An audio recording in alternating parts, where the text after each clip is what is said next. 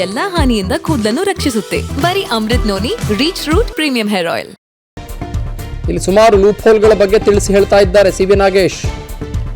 Number 1 complaint ತೆಗೆದುಕೊಂಡಂತ time. Number 2 complaint ತೆಗೆದುಕೊಂಡ ರೀತಿ. ನಂಬರ್ 3 ಕಂಪ್ಲೇಂಟ್ ತೆಗೆದುಕೊಳ್ಳುವಾಗ ಕ್ಯಾಮೆರಾ ರೆಕಾರ್ಡಿಂಗ್ ಆಗದೆ ಇರೋದು. ನಂಬರ್ 4 154 CRPC ಅಡಿಯಲ್ಲಿ ದೂರು ಪಡೆದುಕೊಳ್ಳುವಾಗ ಓರಲಿ ಟೈಪ್ ಆಗಿರೋದು. ನಂಬರ್ 5 376 ಮುಂಚೆ ಇಲ್ಲದೆ ಇರೋದು. ನಂಬರ್ 6 376 ಯಾರ ವಿರುದ್ಧ? ಪ್ರಜ್ವಲ್ ವಿರುದ್ಧನಾ, ರೇವಣ್ಣ ಅವರ ವಿರುದ್ಧನಾ?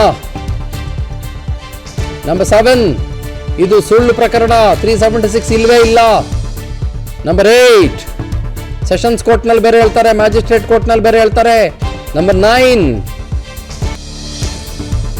SPP ಏನನ್ನು ಹೇಳ್ತಾರೆ, ಇಬ್ಬಿಬ್ರು SPP ಬರ್ತಾರೆ.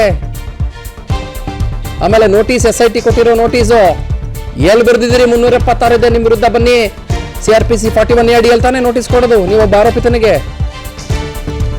ಹೌದೋ ಅಲ್ವೋ? 376 ಇದೆ ಅಂತ ಹೇಳಿ ಬರ್ದಿದ್ರಿ ರೇವಣ್ಣ ಅವರೇ. ನಿಮ್ಮ ವಿರುದ್ಧ 376 ಇದೆ, 354A ಇದೆ, 354D ಇದೆ, 506 ಇದೆ, 509 ಇದೆ. ಈಗೆಲ್ಲ ಬರ್ದಿರುವಾಗ 376 ಇರ್ಲಿಲ್ಲ ಅಲ್ಲಿ. ನೀವು ಬೇರೆ ಬೇರೆ ಸೆಕ್ಷನ್ಸ್ ಗಳನ್ನು ಮಾತ್ರ ಉಲ್ಲೇಖ ಮಾಡಿದ್ದು. ಅದ್ಯಾಕೆ ಇವಾಗ 376 ಬಂದ್ಬಿಡ್ತು? ಆಮೇಲೆ ಇಲ್ಲಿ ಈ ಇಡೀ ದೂರಿನಲ್ಲಿ 376 ಅತ್ಯಾಚಾರದ ಕುರುಹುಗಳು ಏನು ಮತ್ತು ವ್ಯತಿರಿಕ್ತವಾದಂತಹ ಸ್ಟೇಟ್ಮೆಂಟ್ಗಳು ಇಡೀ ದೂರಿನಲ್ಲಿ ಇದಾವೆ. ಹೆಣ್ಮಗಳು ಕೊಟ್ಟಿರುವ ದೂರಿನಲ್ಲಿ ಇದು ಫ್ಯಾಬ್ರಿಕೇಟೆಡ್ ಪ್ರಕರಣ. Number 13 CV. ನಾಗೇಶ್ ಅವರ ವಾದ ಮಂಡನೆ ಏನಾಗಿತ್ತು ಅಂತಂದ್ರೆ, ಇಡೀ ಪ್ರಕರಣದಲ್ಲಿ ನನ್ನ ಗಂಡ ಅನುಮಾನ ಪಟ್ಟ ಅಂದ್ಬಿಟ್ಟು ನಾನು ದೂರು ಕೊಟ್ಟೆ ಅಂತಾರೆ. ನೆಕ್ಸ್ಟ್ ನನ್ನ ಮೇಲೂ ಕೂಡ ದೌರ್ಜನ್ಯಗಳಾಗಿದ್ದಾವೆ ಅಂತಾರೆ. ಗಂಡ ಅನುಮಾನ ಪಟ್ಟಿದ್ದಕ್ಕೆ ದೂರು ಕೊಟ್ಟಿದ್ದೋ ಅಥವಾ ಅವ್ರ ಮೇಲೆ ದೌರ್ಜನ್ಯ ಆಗಿದ್ದಕ್ಕೆ ದೂರು ಕೊಟ್ಟಿದ್ದೋ?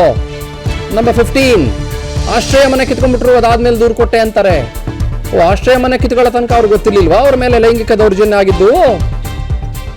ಇದನ್ನ ಸಿ.ವಿ. ನಾಗೇಶ್ ಪ್ರಶ್ನೆ ಮಾಡ್ತಾರೆ. ಅಂದ್ರೆ ಈ 15 ವಿಚಾರಗಳು ನಾನೀಗಾಗಲೇ ಹೇಳಿದ್ನಲ್ಲ, ಈ 15 ಡೀಟೇಲ್ಸ್. ಓಕೆ, ಲೈಂಗಿಕ ದೌರ್ಜನ್ಯದ ಕೇಸಲ್ಲಿ ಮಾಜಿ ಮಂತ್ರಿಗೆ ಬೇಲ ಜೈಲ. ಇದು ಫಸ್ಟ್ ಕೇಸ್. ಹಾಗೆ ನೋಡಕ್ ಹೋದ್ರೆ ಹೊಳೆ ನರಸೀಪುರದಲ್ಲಿ ದಾಖಲಾಗಿದ್ದ ಕೇಸು. ನೆಕ್ಸ್ಟ್ ಕೇಸು ದಾಖಲಾಗಿದ್ದು KR ನಗರದ್ದು. ನ್ಯಾಯಾಧೀಶರ ತೀರ್ಪಿನ ಮೇಲೆ ರೇವಣ್ಣನವರ ಭವಿಷ್ಯ. ಬಟ್ SPP ಏನ್ ಹೇಳ್ತಾರೆ ಇದಕ್ಕೆ? ತುಂಬಾ ಲೂಪೋಲ್ಗಳನ್ನ ತೆಗೆದಿಟ್ಟಂಗೆ ಕಾಣಿಸ್ತಾ ಇದೆ. ಬಟ್ SPP ಏನು ವಾದ ಮಂಡಿಸೋದಿಲ್ವಾ? ಅಬ್ಜೆಕ್ಷನ್ ಹಾಕೋದಿಲ್ವಾ? ಸುಮ್ಮನಿದ್ದು ಬಿಡ್ತಾರೆ SPP. ಇವರು ಅಶೋಕ್ ನಾಯ್ಕರು, ಜೈನಾ ಕೊಠಾರಿ ಇವರೆಲ್ಲರೂ ಇಬ್ಬಿಬ್ರು ಇದ್ದಾರೆ. SIT ಏನ್ ಮಾಡುತ್ತೆ ಈ ಪ್ರಕರಣದಲ್ಲಿ ಇವಾಗ? I am not sure.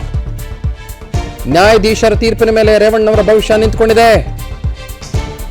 ನನ್ನ ಜೀವನದಲ್ಲಿ ನಾನು ಮಾತ್ರವಲ್ಲ, ನನ್ನ ಕೂದಲು ಕೂಡ ಆಗಿರ್ಬೇಕು ಸ್ಟ್ರಾಂಗ್ ಅಂಡ್ ಸ್ಟೈಲಿಶ್. ಬರೀ Amrut noni reach root premium hair oil ನೊಂದಿಗೆ.